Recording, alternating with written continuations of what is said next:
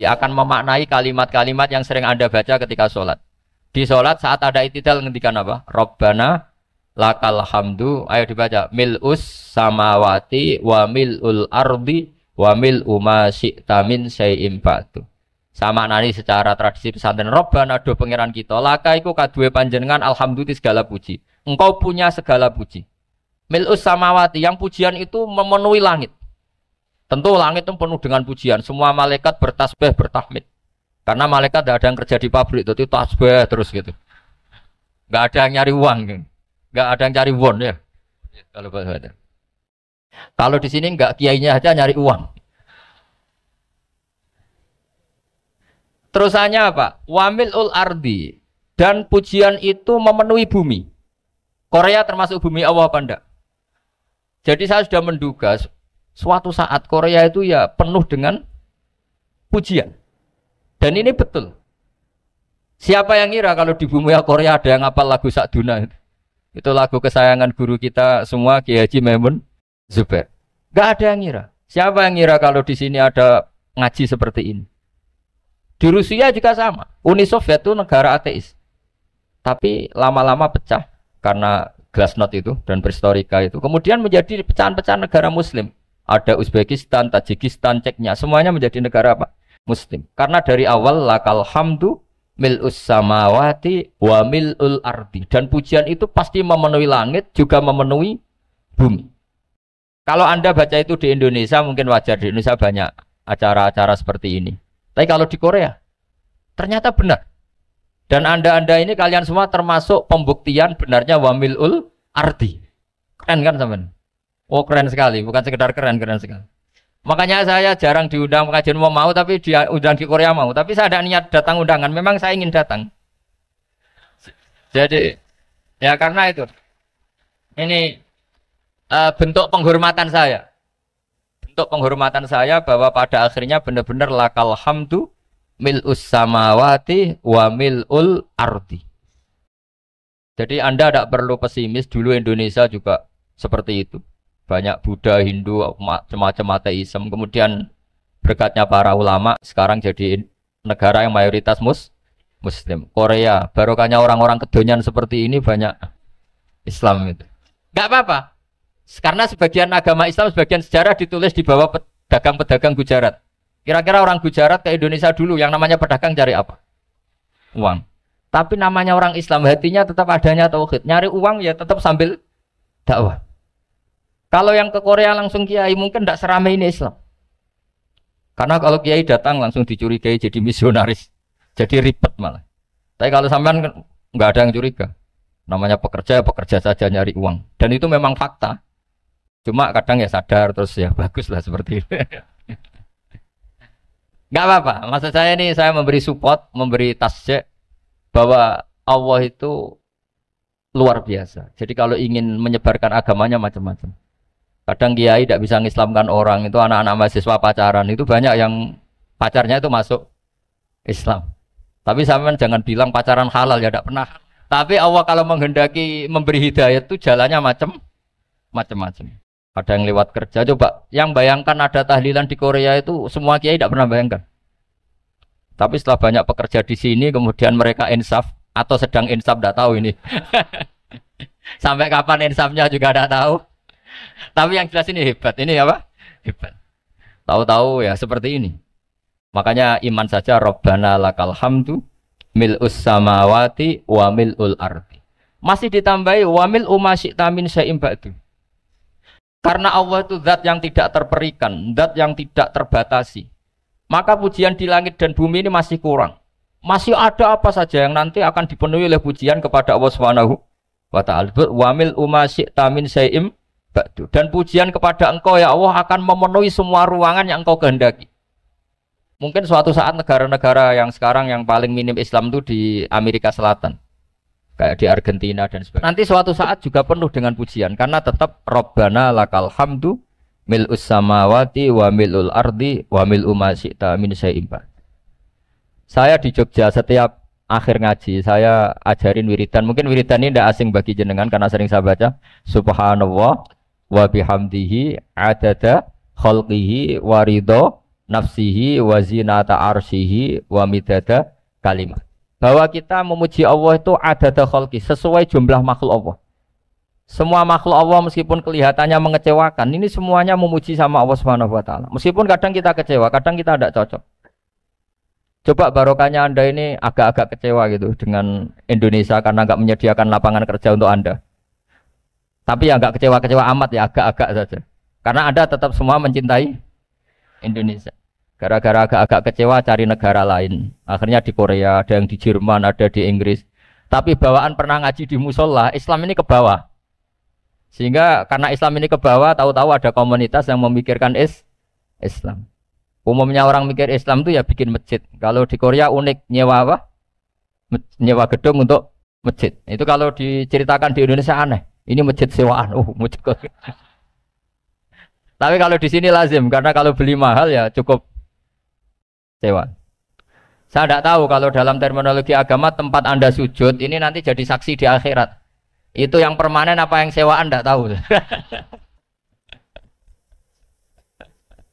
Jadi nanti bumi ini tanya, ya saya ya Allah pernah dipakai sujud, tapi setelah 1 tahun nggak kuat menambah lagi. Makanya saya dukung tadi yang ada gerakan masjid apa. Sebenarnya permanen nggak permanen itu tetap bagus, ada usah memaksakan. yang jelas saya sudah ikut nyumbang lelang tadi, dan saya berharap uang itu benar-benar untuk masjid. Kalau untuk takmirnya juga nggak apa-apa, yang penting untuk menghidupi masjid. Saya juga termasuk kiai yang nggak suka kalau hukum itu terlalu fanatik. Misalnya uang ini untuk masjid, kemudian imamnya diterlantarkan. Karena alasannya ini untuk masjid. Imam kan tidak masjid. Nah ini kalau imamnya nggak diservis, kemudian mutung terus pulang ke Indonesia. Ini jadi masalah. Tapi saya juga agak suka kalau ada negara gitu. Betul-betul saya tidak suka.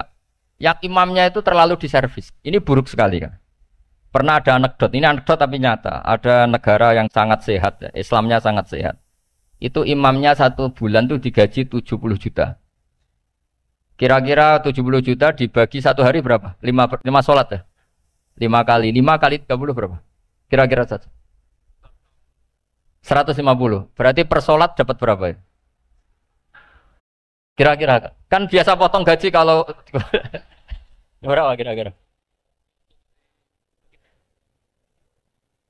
Singkat cerita, si kiai dari luar negeri tadi cerita apa Indonesia? Kiainya miskin-miskin, datang ke masjid kan kadang pakai ontel, adzan sendiri, qomat sendiri, sholat sendiri kadang. Itu nasib orang-orang Sragen dan Salatiga sebagian. Itu yang lapor karena mereka itu. Kalau Rembang insya Allah enggak. Tapi ada semuanya Salatiga, sebagian begitu. Itu yang cerita kiainya, bukan ini bukan hoax. Memang kiainya cerita.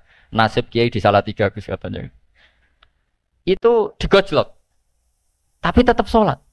Sehingga cerita orang tadi cerita, imamnya di sana naiknya Mercy, muadzinnya pakai BMW. Itu tetangga sebelah Indonesia banyak yang fasilitas imam seperti itu. Karena gajinya sampai 70 juta.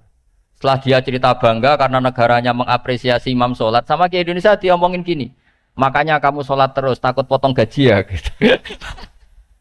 Itu kagetnya bukan main dia. Dikira itu satu sifat kelebihan negaranya, ternyata buruk sekali karena imam sholat karena takut potongan gaji.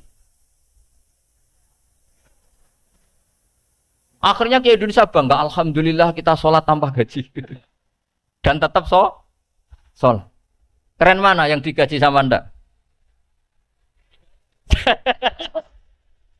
Ini yang di atas ini banyak calon imam. Tidak keren mana imam yang digaji sama Anda? Keren yang enggak. Tapi kalau pertanyaannya dibalik, keren mana jamaah yang peduli imamnya sama yang enggak peduli? Jadi jawabannya harus tetap seperti itu. Imamnya keren yang ikhlas. Tapi jamaahnya keren yang peduli imamnya. Jelas ini ya fatwa saya ya. Gimana? Imamnya baik yang ikhlas. Tapi jamaahnya baik yang peduli nasibnya. Tapi sekali imam dari awal enggak ikhlas, itu harus di PHK. Itu bahaya bagi agama kalau awalnya sudah ada ikhlas. Karena nanti setelah habis subuh terus dihitung. Wong setahu saya sholat terus kok kenapa gajinya tinggal segini?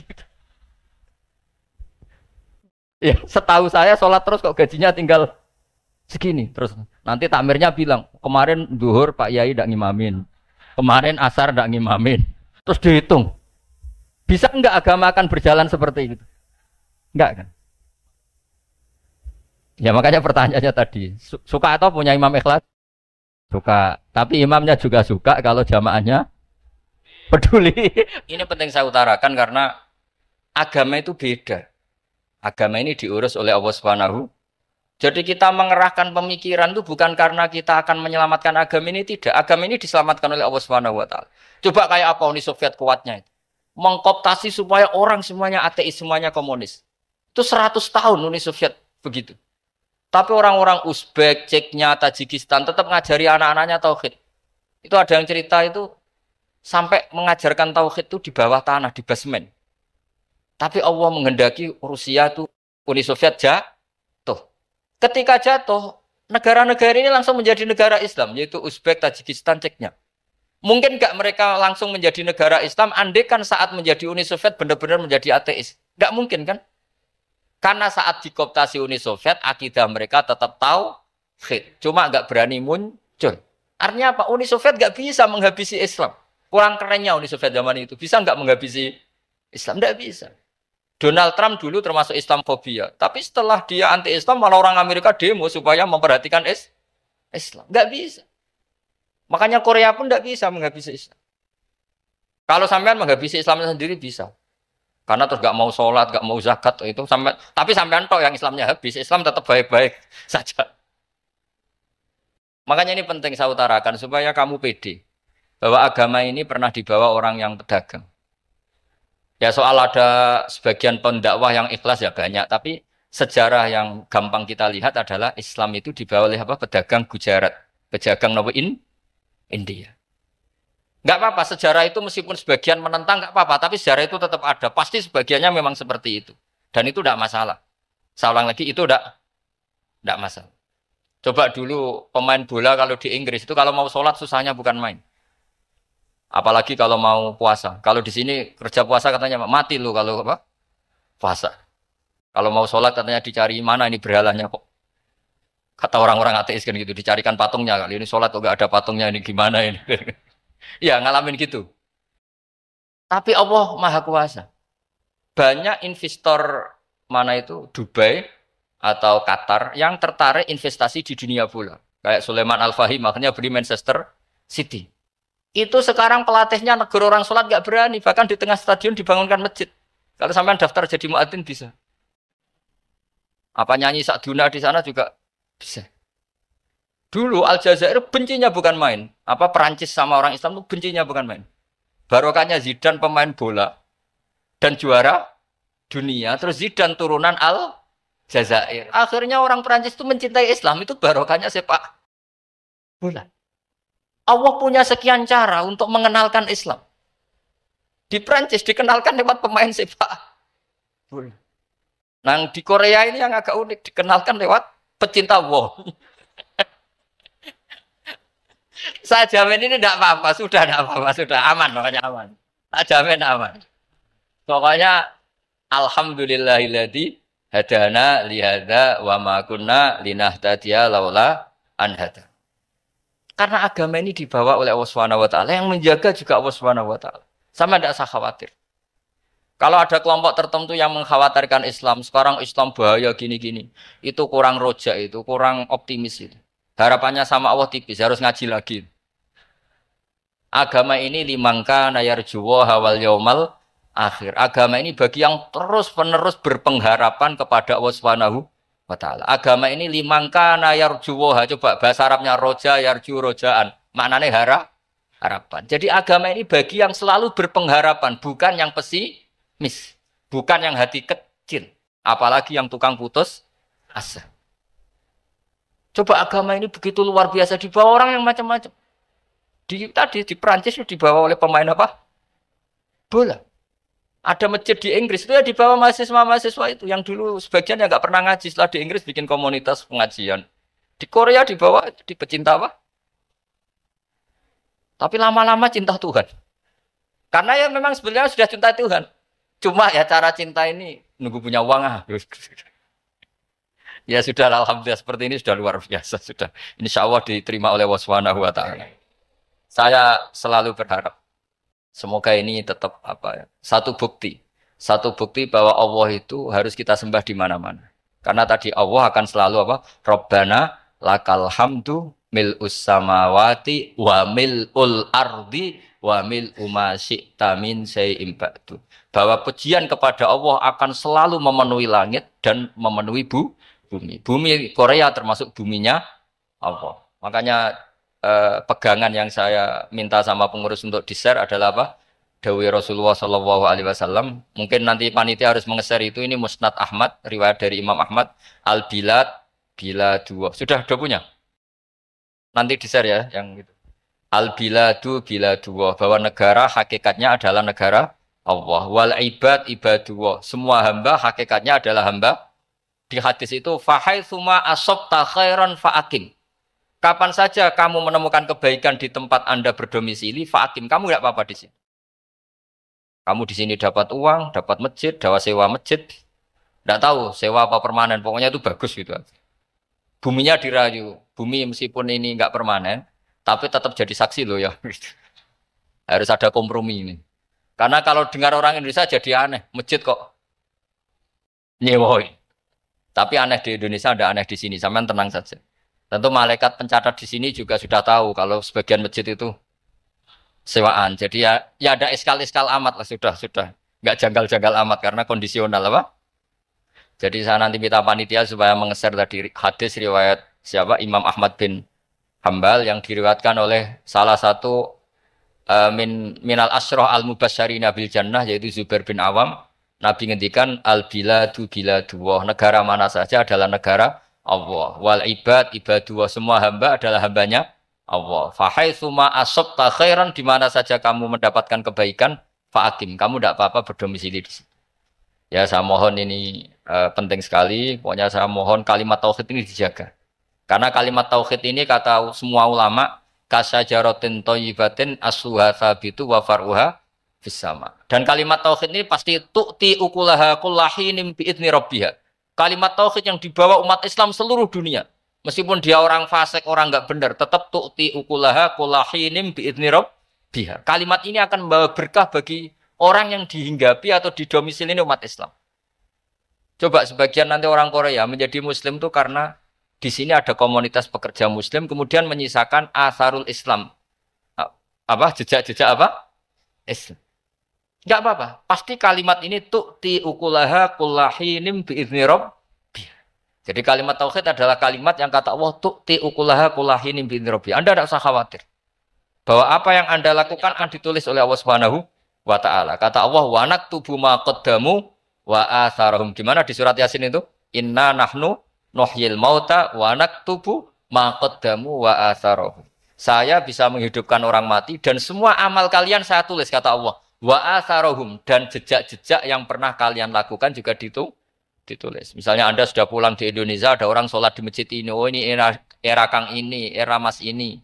Nanti setelah itu ya ini era Mas ini, Mas ini. Menjadi familiar Islam juga barokahnya muassis-muassis ini, pendiri-pendiri ini. Semoga kalian semua barokah dan fid dunya wal ini ya. Perasaan saya juga seluruh ulama di dunia. Saya ulang lagi, perasaan saya juga seluruh ulama di dunia. Bahwa Islam masuk itu macam-macam sebabnya. Dulu kita tahu, kita sebagai warga Indonesia, Islam masuk itu ya dibawa orang yang agak kedonyan, ya kayak jenengan lah kira-kira gitu. Ya kayak mbak-mbak ini, ya agak-agak mata duitan itu. Karena kita tahu rata-rata ahli sejarah mengatakan Islam di Indonesia dibawa kiai apa pedagang. Pedagang itu nyari uang apa nyari dakwah kira-kira. Ya semoga Anda mirip-mirip seperti itu. Ya jadi nyari uang karena ada nurani Islam sehingga tetap saja membawa Islam.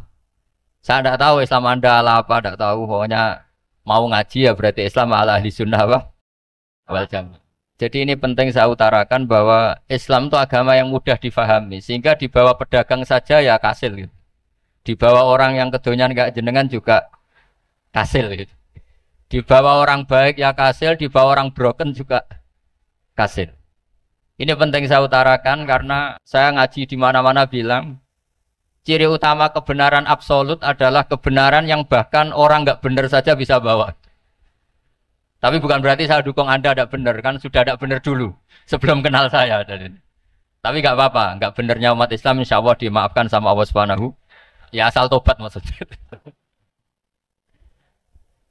Nggak, ini saya beri satu konstruksi pikiran yang saya sering utarakan di ngaji saya. Sampai sekarang saya coba saat tes ini kan di kampus ya, di apa bacanya ini Kim apa? Kim University yang global leader apa in the world itu. Ini keren lah. Jadi acara ilmiah kita ditakdir di gedung apa? Kampus, gedung universitas di begini. Kalau 1 ditambah 1 2 itu namanya hakikat. Ciri utama hakikat adalah siapapun akan menerima. Saya sekarang tanya sama Anda, kira-kira 1 tambah 1 2 itu musuh Anda pun mengatakan 2 apa tidak? Ya. Pekerja Korea ya bilang 2, rektor Al-Azhar juga bilang 2. Kamu yang sekarang sedang mungkin sebagian broken sama istri juga bilang 2. Istri kamu yang mangkal sama kamu juga bilang 2. Yang cemburu ya bilang 2, yang dicemburuin juga bilang 2. Karena begitu mudah kebenaran absolut diterima oleh siapa saja. Begitu juga eksistensi Allah sebagai Tuhan. Itu mudah diterima oleh siapa saja. Sehingga pembawanya tidak perlu seorang kiai atau gus atau mubalek atau ketua muin, tidak. Cukup karyawan pekerja Korea. Karena kebenaran absolut itu kebenaran yang mutlak. Siapa saja yang waras pasti ngakui. Kira-kira orang yang berpikir sehat pasti berpikir begini, ini yang diajarkan Quran. Bumi ini kadung wujud, sudah wujud kadung wujud, punya eksistensi.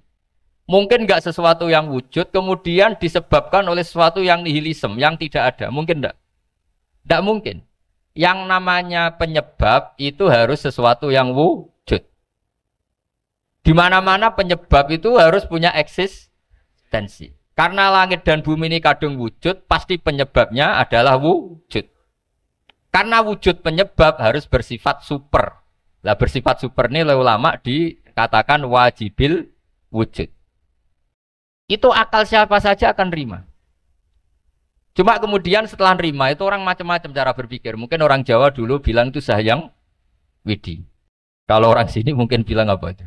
Dewa atau apa ya? Enggak tahu saya. Karena itu yang teman sampean, enggak teman saya itu.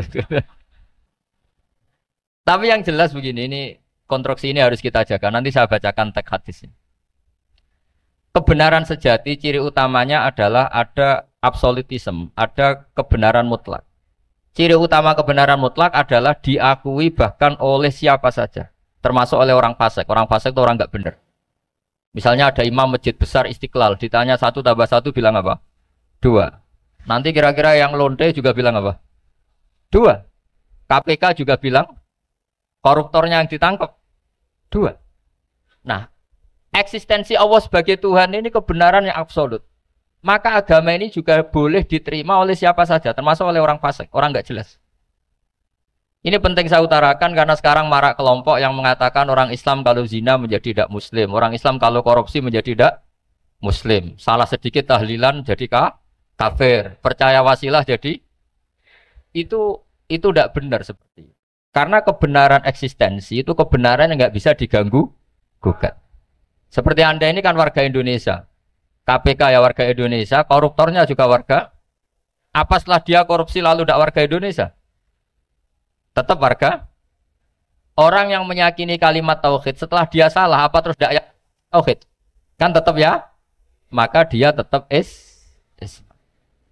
Ini penting saya utarakan. Kalau seorang warga Indonesia yang koruptor, yang macam-macam saja tetap warga Indonesia, padahal banyak kesalahan. Karena status warga Indonesia adalah status yang permanen. Begitu juga status muslim adalah permanen bagi siapa saja yang melafadzkan la ilaha illallah Muhammadur Rasulullah. Kita tidak bisa mengkafir-kafir mereka. Itu juga yang sering dipesankan dan jadi ciri khas ulama ahli sunnah wal jamaah, tidak mengkafirkan orang Islam meskipun melakukan dosa besar. Soal dia salah nanti masuk neraka ya silakan saja, saya ada ikut, paham ya? Sampai bisa mencoba. Tapi tetap saja dia muslim. Analoginya tadi. Analoginya gampang sekali tadi.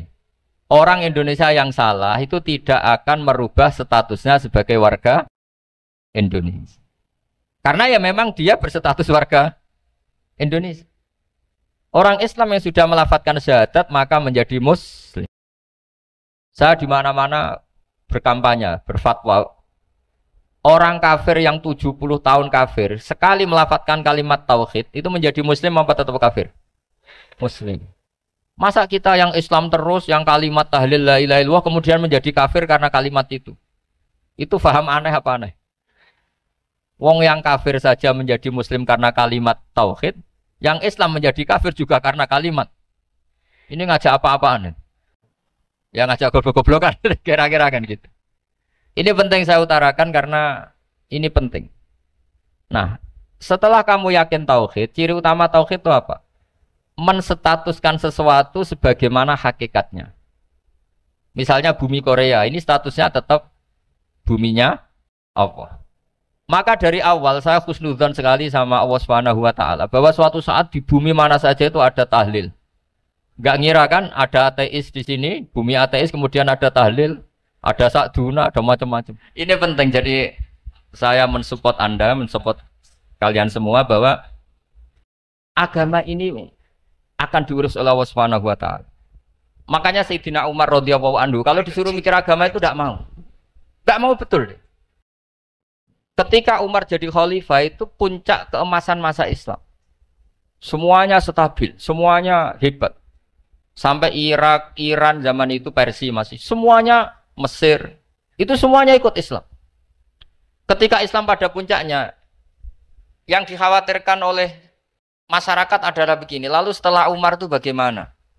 Islam setelah dipimpin orang yang tangguh, yang kuat, yang waroi, yang zuhud. Lalu setelah Umar itu gimana? Tapi Umar disuruh mikir gak mau.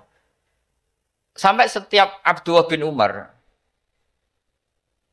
jalan-jalan di kampung-kampung itu abahnya dianggap pecundang. Tahu sampean pecundang? Orang yang gak tanggung jawab. Karena orang-orang bilang gini, ya Abdullah bin Umar, bagaimana pendapat Anda kalau ada penggembala kambing di tengah hutan atau di tengah padang rumput, kemudian dia ninggal gelanggang kambingnya. Kamu anggap penggembala ini gimana? Oh itu penggembala yang dolim itu.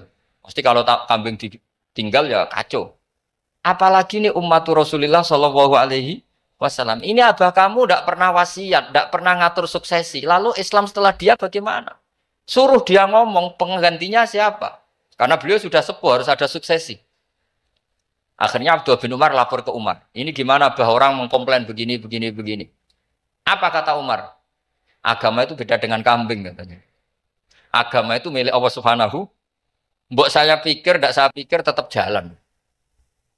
Nah ini terbukti. Jangan ulama ya ndak, mufti ya ndak, tapi bisa menjalankan agama. Kalau agama sampean pikir malah rusak. Sudah pokoknya lakukan saja, tidak usah dipikir. Akhirnya betul.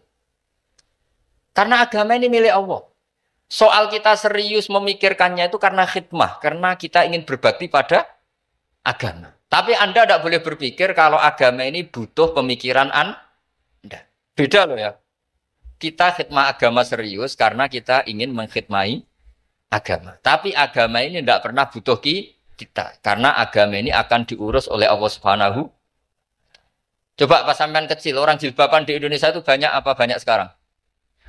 Banyak sekarang. Kiainya mutu orang dulu apa mutu orang sekarang? Tapi perkembangan Islam itu ramai sekarang apa ramai dulu? Ramai sekarang. Islam menyebar di seluruh dunia itu zaman Wali Songo, zaman sampean keren mana? Keren sekarang. Kualitas solehnya sampean sama Wali Songo? Wali Songo. Ini betul. Karena agama ini diurus oleh Allah Subhanahu. Sayyidina Umar, agama ini innallaha ta'ala yahfadhu dinah. Innallaha ta'ala la yudhi'u khilafatahu waladina. Allah itu tidak akan menyia-nyiakan agamanya. Ini terbukti. Agama ini pernah dipimpin orang terbaik di dunia, yaitu Rasulullah Shallallahu Alaihi Wasallam. Ketika beliau intakola ila rofiqil ala, ketika beliau pindah ke alam sana, diteruskan oleh sahabat yang tentu jauh di bawah Rasulullah. Diteruskan tabiin, diteruskan para wali songo, diteruskan sang sampean yang jauh di bawah wali songo. Sejauh-jauhnya. Tapi agama jalan sampai Korea. Agama jalan sampai apa? Dulu Wali Songo itu hanya sampai Mojokerto, sampai Tulungagung. Di bawah sampean, Klayaban sampai mana ini? Korea. Coba kalau Allah tidak ngurus, nggak bisa. Yang gerakkan hatinya sampean peduli sama masjid siapa? Allah Subhanahu wa taala. Yang menggerakkan hati sampean peduli sama agama siapa? Tapi yang menggerakkan sampean ke Korea apa? Uang kan?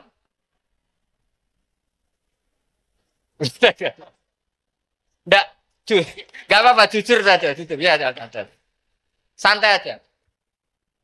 Ini bagian dari keramatnya jenengan. Niatnya agak bener tapi dibenerin Allah di sini. Dari awal niatnya kan uang gitu. Tapi setelah di Korea dibenerin Allah. Mbok ingat agama gitu. Keren kan?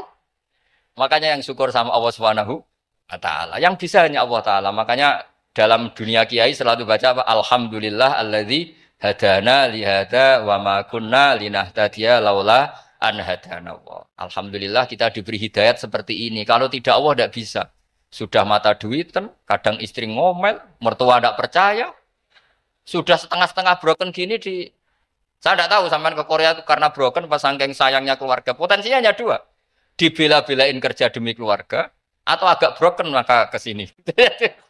Tapi apapun potensi itu tetap baik. Itu takdir sudah, itu takdir tidak usah dibicarakan. Semua itu apa? Karena orang kalau sedang rukun ya tidak mau tukaran, kalau sedang tukaran ya tidak mau rukun. Itu sudah semuanya takdir. Kata bapak saya dulu kalau ada orang mau jualan tanah, Pak Yai tanah saya mau saya jual. Ini gimana padahal ini tanah warisan. Kata bapak, nak waya adol ya adol. Memang ini saatnya jual ya jual saja. Nanti kalau kaya saatnya beli ya beli saja. Karena kalau sudah saatnya jual mau beli ya nggak mungkin kan? Mau memang saatnya jual. Kalau sudah kaya kan nggak mungkin jual tanah. Saatnya beli. Maka semoga masalah di keluarga sampean ya masalah musiman. Maksudnya yang tukarannya ini musiman, yang rukunnya permanen. Jangan tukarannya permanen, rukunnya musiman. Setelah melihat yang lebih cantik, katut babon, nggak tahu saya nggak tahu. Nah ini semoga katut masjid ini bagian dari kafaroh sampean itu. Jadi kafaroh kesalahan-kesalahan di sampean. Assalamualaikum warahmatullahi wabarakatuh.